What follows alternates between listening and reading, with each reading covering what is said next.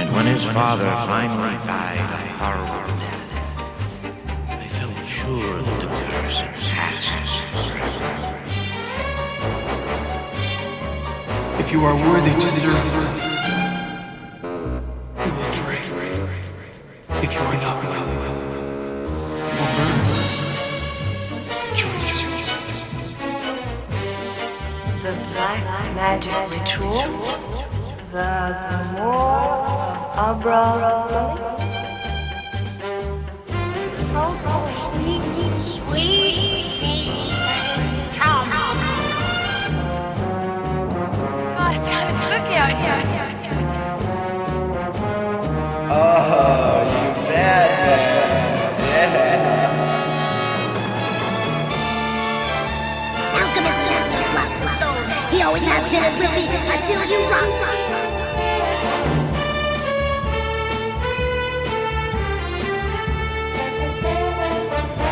No doubt, Mr. Dick. You are lucky guy.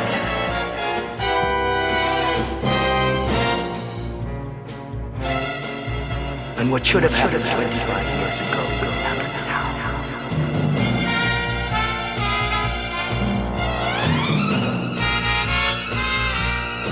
No, Master Jonathan. Don't listen.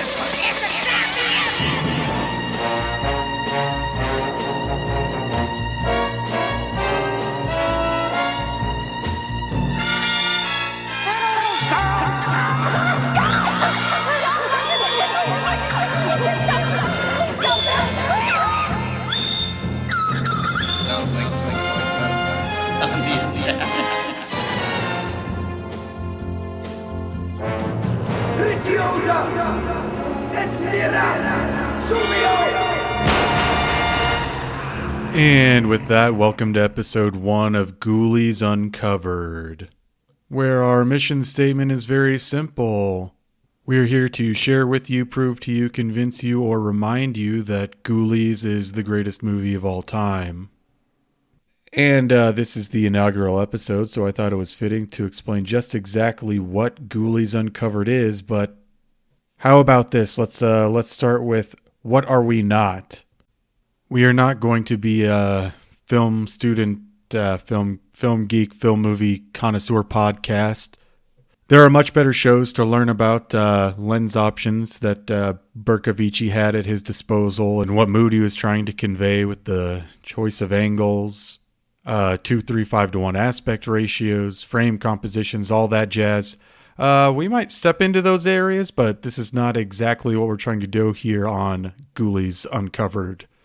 What we are also not is we're not a minute-by-minute analytical show about Ghoulies.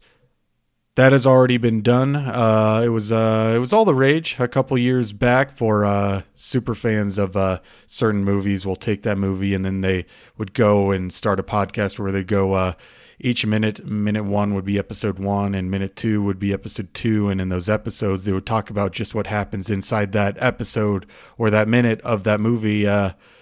That's already been done. 2 gentlemen already successfully tackled that aspect on the podcast called The Summoning Circle, a Ghoulies minute-by-minute podcast a few years back. Can be found floating around all the different podcast websites. And yes, gentlemen, I did listen to all 82 episodes of The Summoning Circle. This, we wouldn't expect anything different on this place called the Ghoulies Underground. We got to do just that and try to soak up every minute of Ghoulies talk that's out there. The problem with that format there is Ghoulies is just too great of a movie, and to just lock in and talk about 1 minute. Sometimes the full scope of the greatness that is Ghoulies, you must talk about all the other scenes that relate to that 1 minute. And so if you're just locked into 1 minute of the movie, you're kind of limiting how much you can actually get down and really dissect what's going on. So we're not going to be a minute-by-minute analytical show for those reasons. We're also not going to be long-winded or drawn out. Your time is precious with all the distraction of work and life, the entertainment distractions, what to do, what we got out there. I guess we call that content fatigue these days. We have to We got Amazon, Netflix, YouTube, Spotify, Podbean, iTunes, cable TV, DVD, Blu-ray. I mean, everything's competing for your time. So we're going to follow the Navy officer principle of be short, be brief, be good, be gone. And that's what this podcast is going to do. It's actually not, we're going to call it a broadcast. And I got to stop with that. This is a lot bigger than a podcast. And we're only going to be audio too. We're not going to do any video for the time being, so you can just listen while you're driving, and that's what the whole purpose is. Go get in, get out. We're not going to do, we're not going to talk about Ghoulies 2, Ghoulies 3, Ghoulies 4, other popular Ghoulies films, and all that. All those movies that exist in the Ghoulies lexicon, whether it's Gremlins or Munchies or the Boogans and all that other stuff. The guys over at the Daily Ghoulie, dailyghoulie.com, they successfully tackle that, and I urge everyone to start their day with the dailyghoulie.com because it's the greatest way to bathe in everything that is Ghoulies. The folks over there is at the dailyghoulie.com. They're on Facebook, Twitter.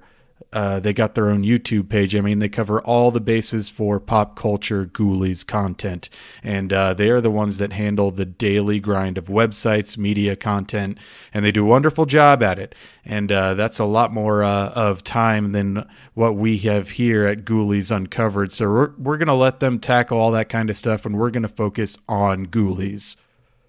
I might kind of touch on Ghoulies 2, which is in my mind it's very underrated. I like Ghoulies 2, but we're going to we might touch on that, but we'll always bring it back home to Ghoulies. We're not going to focus on other things. So but we also look forward to working with the folks over at the dailyghoulie.com because we're going to need everybody in this together.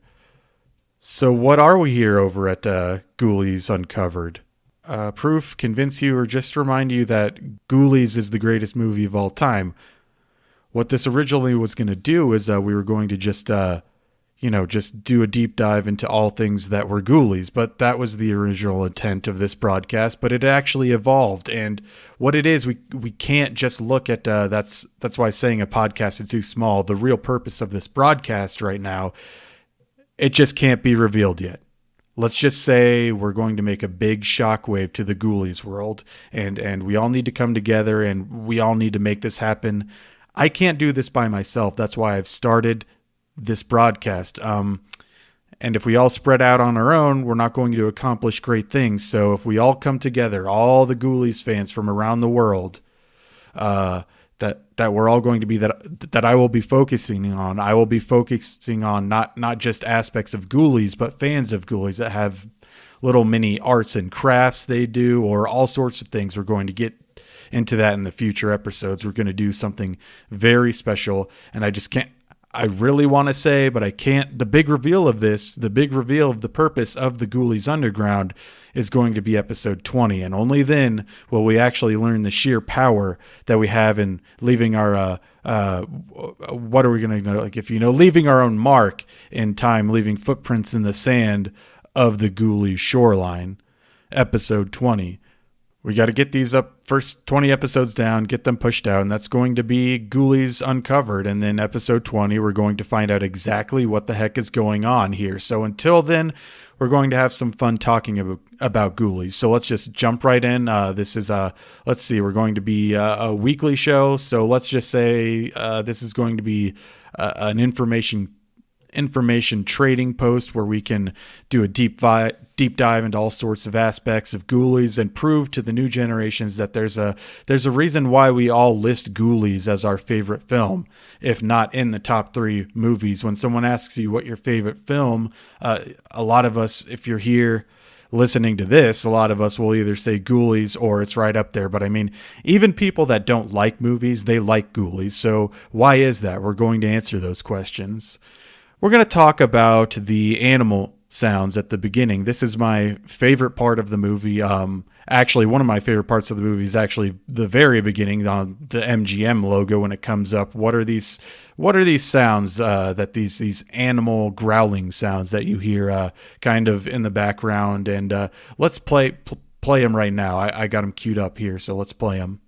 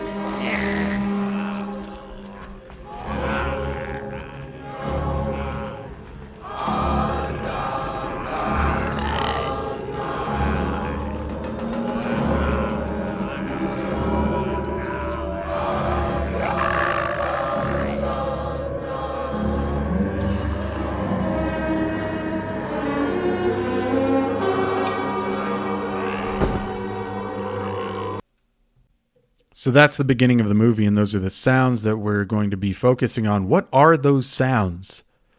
How did they make those sounds? And do these growling sounds have a higher purpose in the movie? What do you think?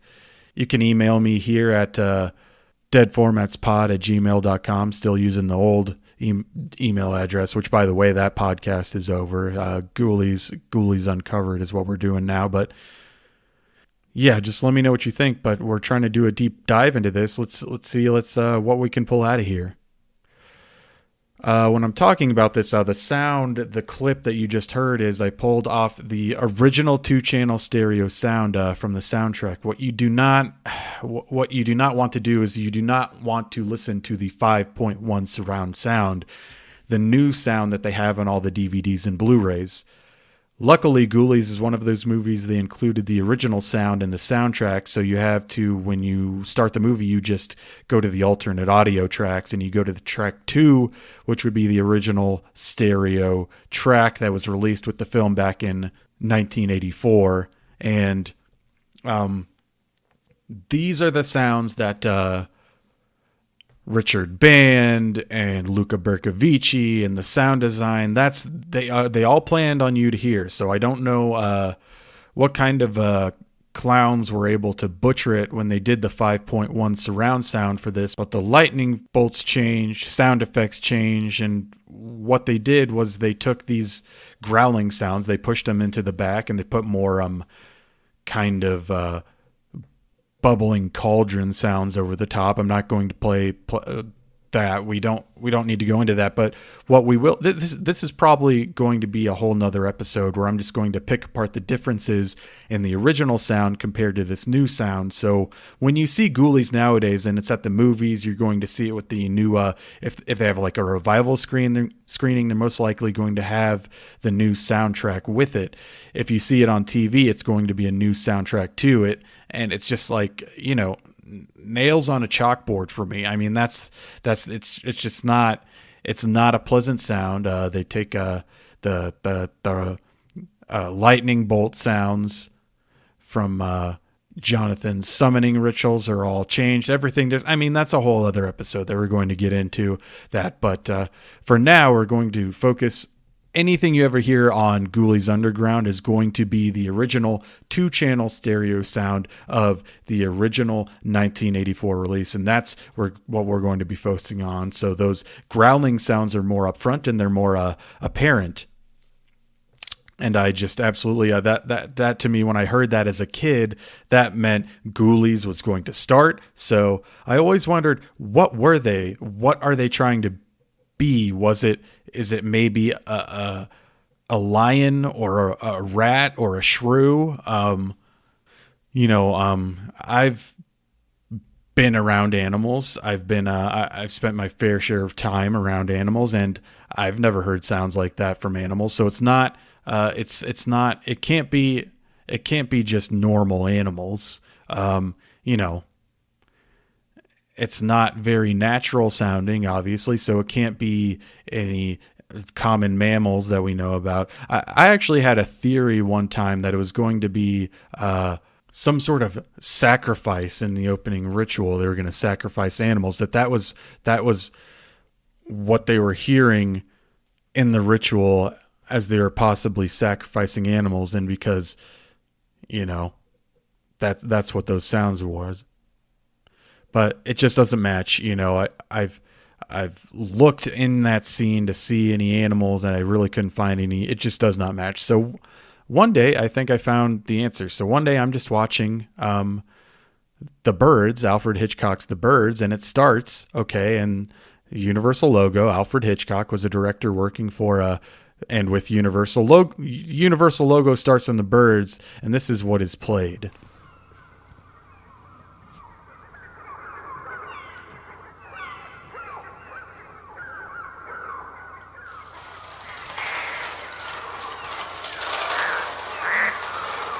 Okay, so I heard that and I go, oh my, it hit me like a ton of bricks. I said, that's gotta be it. So I actually we got to do a deep dive into just what were those sounds from The Birds. Okay. And this is going to lead us to the realization that Ghoulies actually has synthesizer, in the sound design. Was this the idea of Richard Band or Luca Bercovici? We don't know. We're going to try to find that out right now. So those sounds you just heard are from the opening of The Birds, and it's the same. It's that sound is over the Universal logo. You can go to our Discord channel at Ghoulies UG #1984, or our Telegram channel Ghoulies UG over at Telegram. And in the show notes, you're to see I have the clips all lined up. You can just click on the links and watch the intros to both movies, and you can hear these sounds over both the MGM and the Universal logos. In the case of The Birds, it was a gentleman named Oscar Sala, born in 1910, died in 2002. He's a 20th century German physicist, composer, pioneer of electronic music. He played an instrument called the Trautonium. It was a predecessor to the synthesizer. Okay, so Sala, he studied piano organ during his youth, performed classical piano concerts as a teenager. In 1929, he moved to Berlin to study piano and composition with a composer and violinist, Paul Heinenmith, at the Berlin Conservatory. He also followed the experiments of Dr. Friedrich Trautwein at the school's laboratory, learning to play the Trautwein's pioneer electronic instrument called the Trautonium. So in June 1930, Sala and Paul Heinenmith, they gave a public performance at the Berliner Hall called New Music Berlin 1930 to introduce the Trautonium. Did a bunch of concerts with it, and so Sala took this instrument that this guy had invented called the Trautonium, and he kind of ran with it. And he's Sala. They studied physics at the University of Berlin. He helped develop the Volkstrautonium. A Trautonium that Telefunken hoped to popularize. In 1935, he built a radio Trautonium. In 1938, a portable model called the Concert Trautonium. So we have to look at what was the Trautonium. It was that's what Sala kind of brought to, in 1948. He developed. It was called the Mixture Trautonium, which allowed for the first time music history to execute sounds which have been only known in theory since the Middle Ages, but they were never actually playable. So as Sala's invention opened the field of subharmonics, the symmetric counterpart to overtones, so that a thoroughly distinct tuning evolved. So how does this line up with Hitchcock? So Hitchcock decided he wanted to do the score of The Birds without any conventional score. So instead, he made use of sound effects to counterpoint all the silences. So he wanted to use electroacoustic, the Mixture Trautonium, to create the bird calls and noises. So Hitchcock was very enamored with Oscar Sala, and he went and he had him use this thing called the Mixture Trautonium to make all the sound effects for the birds. And the birds. So you don't have any real birds. It's using frequencies and it's using modulation, and what's coming out is a very intense sound. And so that's how all the pitches, they played with pitches and stuff to give the audience more, make the audience more on edge to put the audience on edge. So the director commissioned Sala and another gentleman named Remy Gassman to design electronic soundtrack. They are credited with electric sound production and composition, and Hitchcock's previous musical collaborator Bernard Herrmann, who was his composer on his movies, is credited as the sound consultant. So they opened up the Birds with this with these sounds made on this gentleman Oscar Sala's instrument called the mixture Troutonium. So let's hear him play a little bit of this, and we're gonna bring this to a close, this idea to a close. So here's Oscar Sala playing a little bit on his mixture Troutonium. If you can, listen to the background sounds and listen to the noises that are coming out of it, and think of that Ghoulies opening.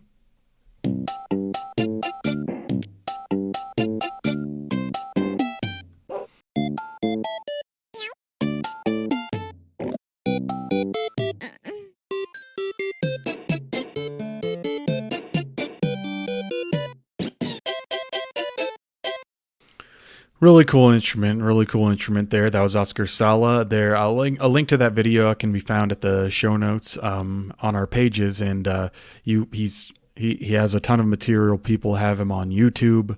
So the instrument is like this. It's this modified. Since it's the predecessor to the synthesizer, it's got all electronics and knobs. It's like a big cabinet, and he sits there and he was playing this on stage and stuff. So he used this to make those sound effects. So Oscar Sala's sound effects, the Birds, to Hitchcock, right? And we know that Bercovici was a huge Hitchcock fan, right? Everybody makes light of Ghoulies because the Ghoulie puppets weren't working, so they had to use Bercovici had to reach his inner Hitchcock and get the lightning bolts and bubbling cauldrons and fountains to create the suspense, to create the fact that the Ghoulies are there and get these scenes knocked out. He had to use his filmmaking expertise in order, and that's why the Ghoulies, that's one of the reasons why Ghoulies turned out as amazing as it did.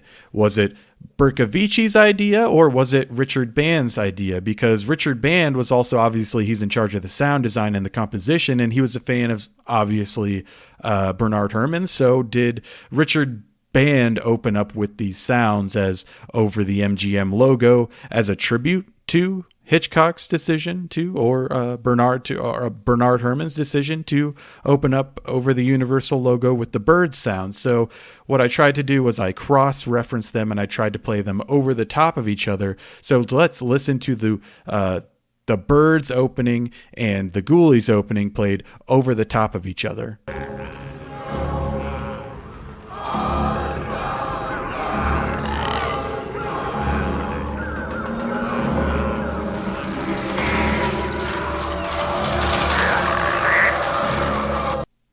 So you can see that there's a very big similarity between the two openings, and that's where I believe that this was Bercovici's nod, tip of the hat to Alfred Hitchcock. Alfred Hitchcock was still alive at the time of the making of Ghoulies, and he would be around Universal, so I believe Bercovici was doing this. But there's only one way of working on that. We're going to put that on the list when we do get to talk to people involved with the movie. Maybe we can get this answer. One last note was I was working on the sound, isolating the sound, and I ended up playing the very end. I went to the very ending of the credits of Ghoulies, and it was very interesting because this is only on the original soundtrack, 1984 soundtrack. This is not on the new soundtrack, but if you listen to the very ending of the credits, we get this.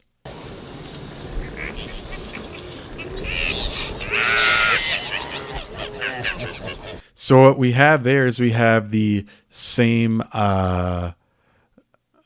mammalian growling animal sounds that open up the movie, but we heard it from the Ghoulies' point of view in the cauldron, and then at the end we're hearing in the back of the car as Jonathan Graves and Rebecca are seen driving away from the mansion, and the movie comes to a close. Again, the new sound, 5.1 sound, when they redesigned the sound, they took out that final sound of Ghoulies, and I think that ruins the bookends. That's what's so amazing about this movie, is it's the perfect bookend. Was this purposely done? What do you think of this idea? Do you think this settles the case? Is that what these sounds are? Do you think this was Berkovici's idea? Let us know. Why don't you write us a letter at deadformatspod@gmail.com. Again, still using the old email address, but let us know what you think. And when his father finally died of horror,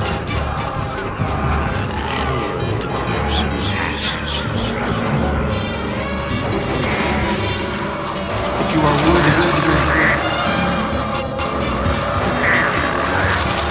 if you are not, And with that music, that's coming to the end of episode 1. So we're gonna get out some of this legal stuff. The movie Ghoulies is copyrighted property of MGM Studios. Any references and sampling from the movie Ghoulies in this episode is intended to fall within Section 107 of the Copyright Act. The copyrighted materials are fairly used for the purposes of criticism, comment reporting, teaching, and research. The materials used here are protected by the fair use guidelines of Section 107 of the Copyright Act. All rights and reserves to the copyright owners. So, with that, let's say remember to go to theghouliesug.com.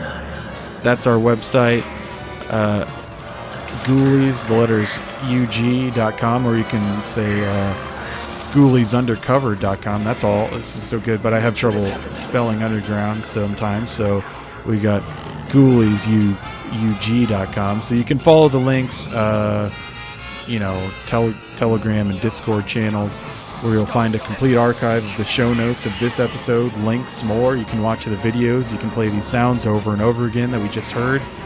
And you can do your own research, and you can do your own deep dive into the world of Ghoulies. So let's get those questions and ideas for possible future episodes to deadformatspod@gmail.com. Thanks for listening. Until next week, farewell and adieu, and we'll get you in the end. Yoga!